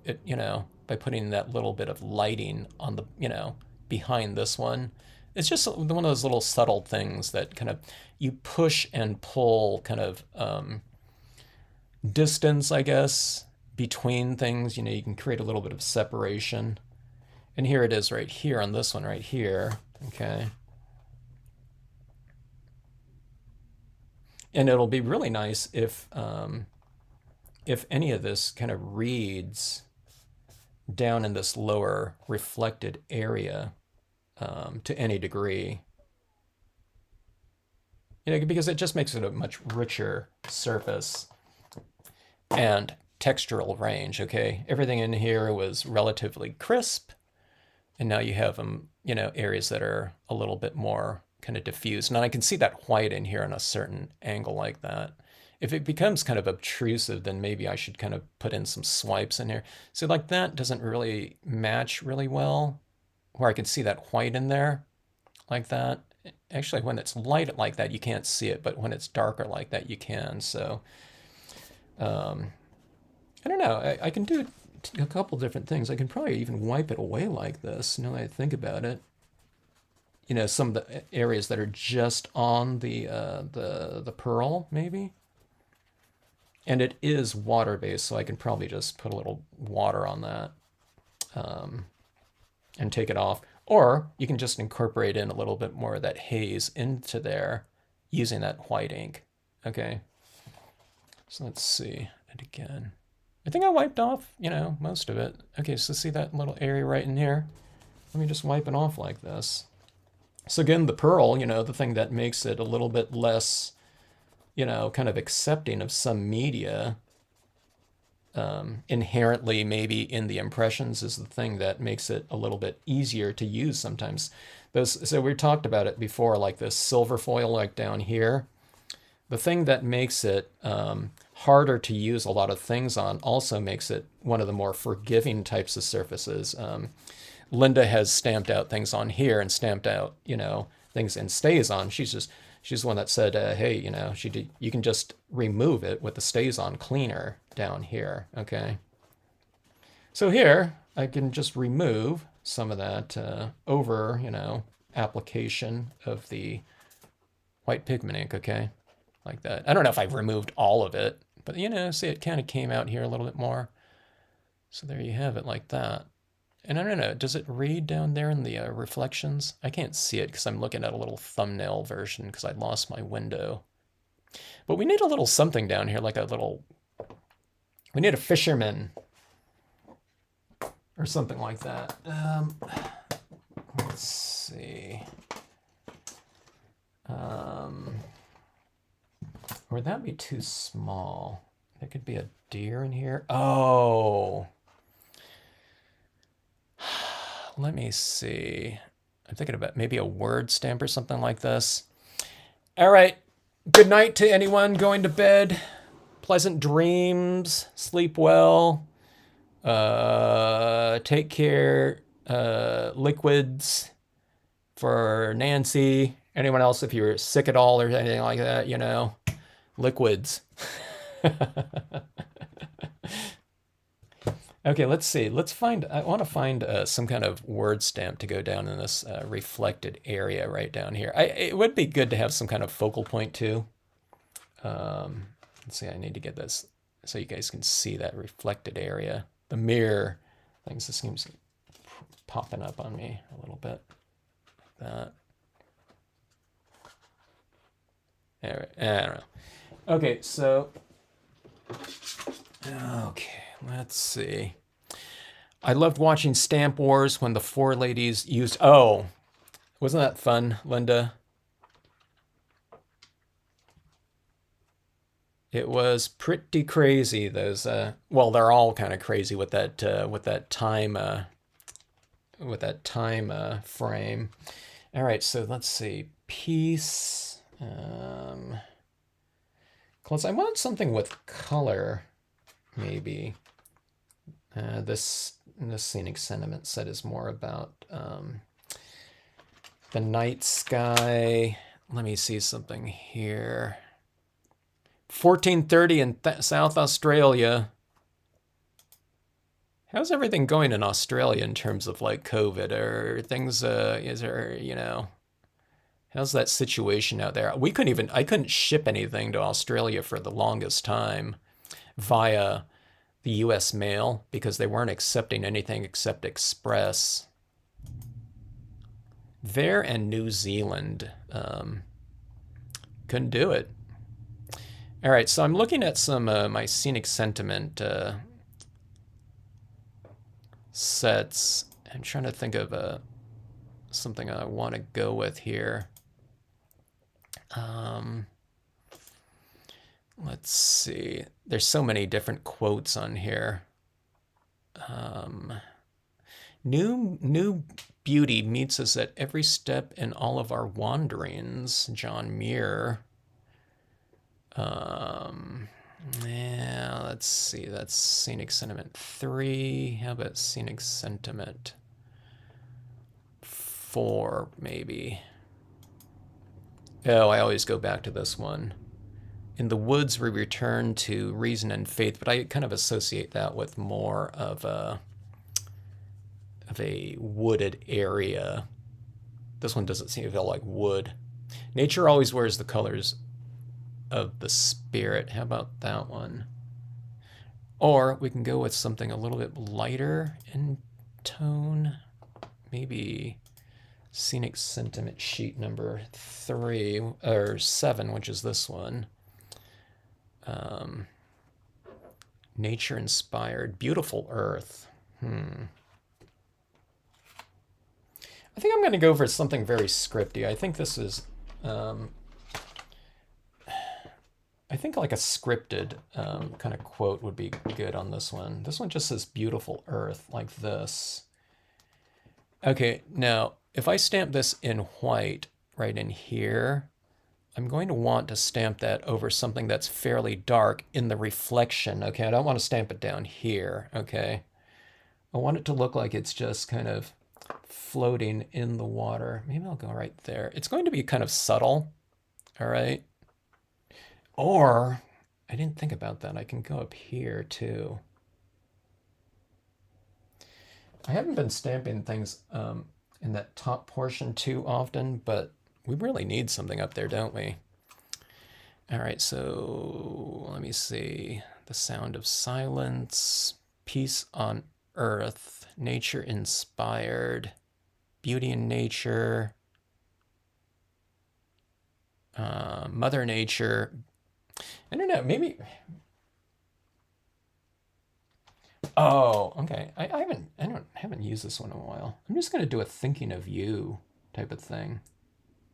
All right.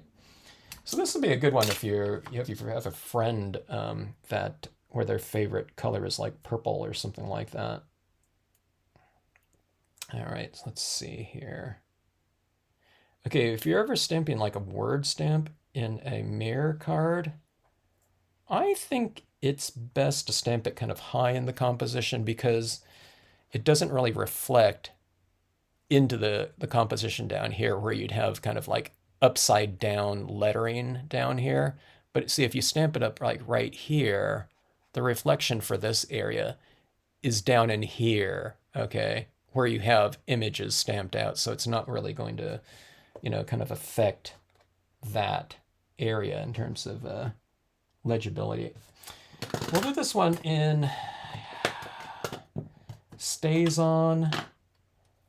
And maybe tonight is the night that I shouldn't be doing this in StazOn, because if I screw up on another type of material, I can probably wipe it off.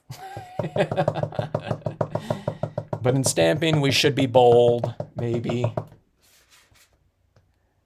Okay. Okay, let me see. I'm just getting my bearings here, making sure that I have it straight on this. Okay. Please don't drop the stamp. Okay, there we go. So thinking of you, like that. Oh, let's see. Now that I'm looking at this, more things come to mind. I think these little birds here, something like that. I'm going to do these birds, but I'm just going to do that grouping of 5 right there, okay? So let's see if I can ink this up accordingly.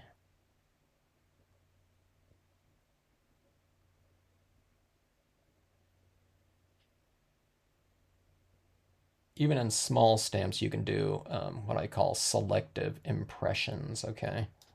All right, so let's go like this. I'm going to go down. I think I'm going to go low like this. Or do it? Yeah, it looks okay up there too. I don't want it too central. Let's go a little bit lower like that. I waited too long and that dried on my stamp.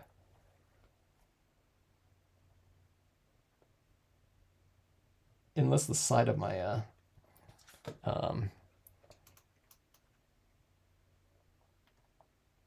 StazOn ink pad wasn't like juicy at all or anything like that. Okay, we got a little bit of a double impression right there where I stamped 2 of them, but they're light impressions of birds in the background, which, you know, I subconsciously intended to do like that. All right, that is that. I'm not going to take a StazOn cleaner and clean that off, okay? All right, so, let me look at this. This paper right here, this paper is a little bit rippled, okay, where I didn't put in like adhesive on the back of everything in here. But that little thing that's kind of sticking out isn't too bad because it's the tree that I want to make it look a little bit more three-dimensional anyway. Something down here too, you know, you can put a little fisherman or something like that, or, you know, someone down here. But I like it a little bit sparse like this. This almost looks like it could be like a good sympathy card or something like that. There's a quietness to this one. I haven't done like the type of purple imagery too much before. I think I did like something that was heavy in the pinks in the past for like spring types of things, but I haven't done that purple theme like this before. Okay, so I didn't reach that, you know, too much like that, but this is what it's inspired by if you just logged on like that.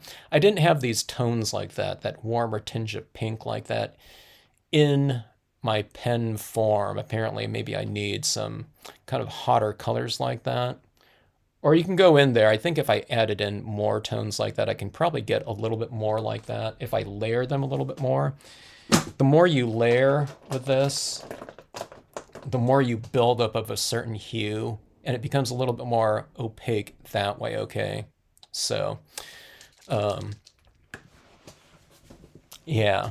Okay, let's see here. Oh, hello, Annie. Quick stop while I have dinner. You're having dinner pretty late, Annie, huh? Is this your normal eating time here? Let's see. What time is it? Midnight. Midnight snack. How are things going, Annie? Down there? Everyone kind of, you know, I don't know if, you know, it's too early with the extent of everything down in Florida, but I don't know. There's a slight bit of a return to, you know, some normalcy. Not for some people, of course, or a lot of people, but... All right, let's see here. I want to go in a little bit more of this brighter tinge after looking at that photo there. Okay. This is a little bit more of a kind of a neonish pink. It doesn't look neon when it dries because it blends into the background more and becomes more a little bit more... Oh, yeah. I forgot what I was going to do here, too. On some of these branches down here, okay, I forgot about that. I wanted to bring in, okay, I'm going to be a little bit more conservative about this. I'm going to go with the smaller dots down here, but I wanted to bring in just a tinge of light onto my trees, okay? It's like these little, if this is like a fall colored scene, I put little dots down here of those colors like they're floating in the water so I can bring some of that color down here as opposed to just being only reflected from that top portion. And it looks more dimensional that way, but I think if we bring, potentially, that's in theory, if I bring some of this color onto some of these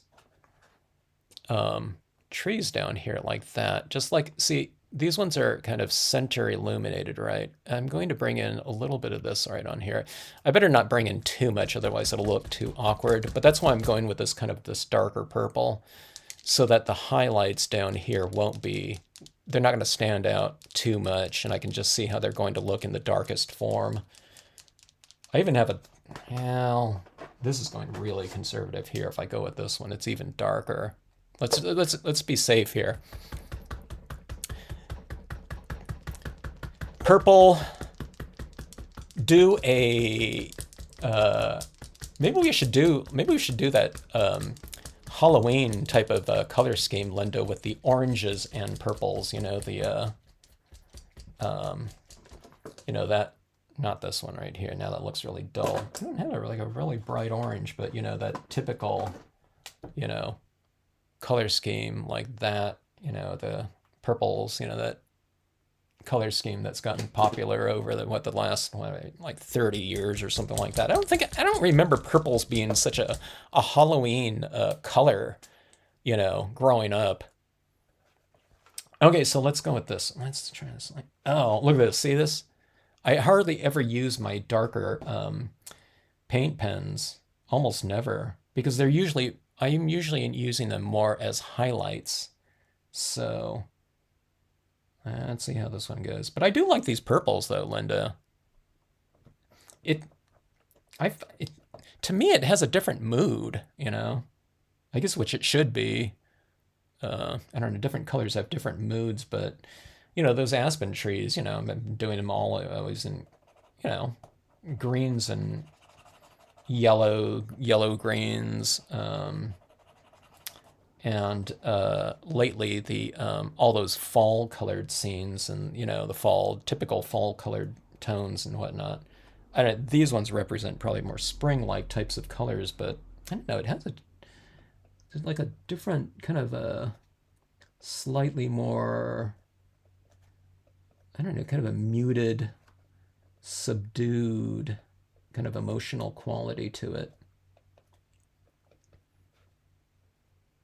I wouldn't say sad, you know, or anything like that. You know, I don't find this to be, you know, but again, I don't know if it was like all this color of purple, you know, how would it look? This is a lot more of the brighter. This photograph right here is all about these warmer tinges in here, you know. But here's, okay, so here's the little purple little specks in there. I don't know if you can see them like that, but I don't know. I don't know if you guys can see that at all in the stream, you know, right now, but I can definitely see them right in front of me, okay? And I think it looks pretty good on here, just for a little bit of added dimension. If you gave this card to someone, I'm not even sure if they would notice it initially. Okay, so kind of clustering. I'm adding a lot more too than I thought I would. Okay, so let's see that. I don't know if you can see that at all. Can anyone see that? Those purple little dots on there, is the contrast just not extreme enough like that? But I don't know, there you go. And there's that, you know, that word stamp up there. I think that kind of added something to the sky. It's kind of weird, you know, I usually add something else up in that sky area. So it seems strange to me by not putting like any element up there. I mean, I put the birds and stuff like that in the thing, but I'm talking about tone or texture or stars or something like that up there.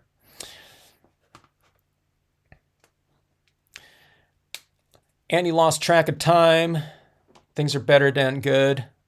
Sun is still waiting for, oh, yeah.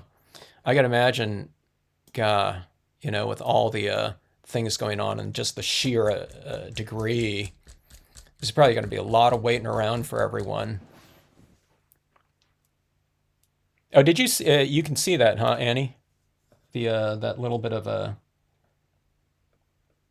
texture in there, or color texture. Okay, now so here's a lighter bit of purple on here. I'm gonna use less highlights as I get lighter, okay?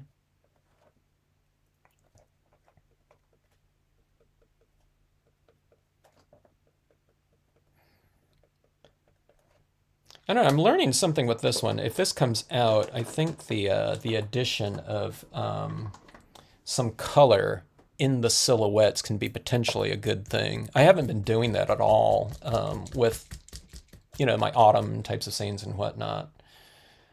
But I think this is, see, when I'm looking at like this at this angle, and looking at those reflections, there's just a little bit of a tinge of purple on the edge like that, okay? That looks, I don't know, it looks pretty good. I'm getting a little bit bolder, so I'm just going, I'm getting a little bit lighter as I go, okay? So that's the thing, you can just start off very light and make a very subtle type of statement or whatever. Addition, I guess it's not very much of a statement, but addition, I guess we can say. And then you can just you can have it stand, you can add things that are going to add a little bit more contrast as you go. And I always say just, add a little bit of something in, an element of something in. Okay, it could be the quantity that you use, but it can also just be, the like the value of something that you're using, light or dark, okay? If you're putting something light against light, and if you're going a little bit darker each step of the way, you can just do it very incrementally. So, all right, so I love this right here, I'd have to say, with this color on here. It's brought in a little bit of dimension, or a lot of dimension, into this lower portion. And it's brought that same element down into that area there with the colored dot, which is the thing that's going on up here. So again, I'm not sure if you can see that too much. I'm looking at a tiny little thumbnail of the broadcast here instead of a full window. I'll have to figure out how to bring that back. But anyways, there is the card right there. All right. So pearl paper. All right. I need to practice with that and find out exactly what I can use on there. And I need to clean off my stamps apparently before I stamp on there, because they just did not stamp out like that because I didn't clean. I think it's because I didn't clean off the StazOn ink off that that mill. I really wanted to stamp that mill out and have it, defined so I can go in here with the brown tones, because I thought the brown tones would contrast against the those purples really well and give, some kind of rusty structure, have a contrast of rusty structure against these kind of, spring types of purple pink elements in there. And then browns and purples can really go well together too. So anyway, all right, so I don't know, fuchsia, purplish tinges like that are really fun. And again, I do like that aspect of the silver kind of reflecting back up in here, giving it this little bit of glow. And then again, like, when someone opens this type of thing up, there's a little bit of this glowing type of light on here that's accentuated by the reflective nature of the pearl coating on there. I think this scene would look great on, white too. Just white cardstock with this silver down here too, because you'd be able to go in and add a little bit more of that cloudy type of mist. But see, okay, now there it is right there. That's the killer kind of application for that degree of I don't know, kind of reflected area like that. So, when someone opens this up, chances are it's going to be, a top lit type of situation. So we'll see something like that. Or if they move this around like that, they just take a look at it like that. And here's this light kind of moving across there like that, up in this area, and then reflected in that lower portion like that. See that? And see that area right in here where it's really reflecting like that? See that shadow, how it kind of comes to life? It's one of those instances where kind of glare, glare is good, right? I don't know if it's glary. It's more of like a soft glow with that pearl kind of coating on there. But that's, I don't know. This is what I like about it, Again, with the mirror cards, it's like a different type of personality depending on, what lighting you have on there. So I don't know. Purple on pearl. The two P's. All right. Thanks everyone for watching there. Printed at Kmart. What was that there, Linda? What was that in regards to? Did you get your photo prints at Kmart there? Yeah, CM. Yeah, I agree. I didn't know where this card was going, in the beginning there, the way that the impressions were on the pearl, okay? Which is, okay, this reminds me too, certain types of the iridescent papers, like the Star Dreams, the Pearl X, had the same type of effect with certain types of media on the surface like that, okay? They're sealed, they have that whatever on there. This one's the printer paper too, so I don't know, something with that too, but I don't know, I need to clean off my stamps, before I use this paper before, because I didn't remember running into those types of issues before when I was only using, water-based media on my stamps, and, I wasn't getting a buildup of ink on them, and I'm kind of lazy, so I'm still not really cleaning my stamps up, but I think I do need to. I found an application where, a good clean stamp probably will help a pretty good deal. So anyways, yeah, I really like that purple tinges down here. We might have to do a card too. I can't get real close-up details, lately with my cameras, but I think we should just do like dark silhouettes like that, just on just on silver paper or something like that, sprinkle in some stars like that or something like that, and then do those those colored embellishments on there. I think that looks really cool like that on there. I don't know, maybe you can do gold on gold.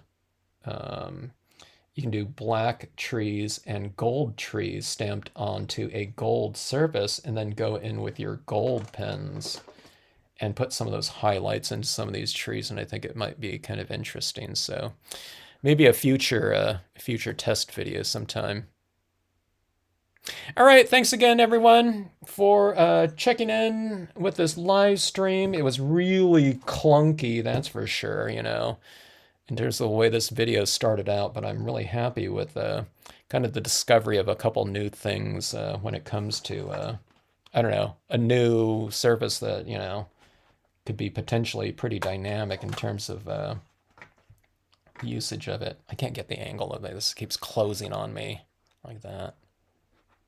I need to crease this right here, like that. And on these papers like this too, I don't think any spray sealant is going to be needed on this one, because it's primarily the paint pens on there, and down here it's the StazOn, so I don't need to spray seal this. And anytime you don't have to spray seal a mirror card, at least, okay, I recommend spray sealing just about any other types of surfaces, just to bring out a little bit more saturation, but spray sealing the silver mirrored area can make it look a little bit more frosty. Maybe, I don't know, maybe it'd look cool like that, I don't know. And but it's less reflective though. All right, anyways, good night, everyone. Have a great rest of day, evening, etc. And once again, thanks so much for logging on and checking out the stream here. Let's see. I've lost my... oh, I was just out of the window here. There, I can see it now. I can see my full window here and see what you all were looking at. I wish you guys can see that purple down in here a little bit more. So, oh, okay, you can see a little bit more like that. See that purple on those branches like that? It's a little bit more subtle like that. So I can see what, okay, there. See that like that? And like that. All right. If I geek out on some card, you know, upon completion, that's always a good thing, right? So I can't see that too much like that, but you can see it, you know, I can see it in front of me really well.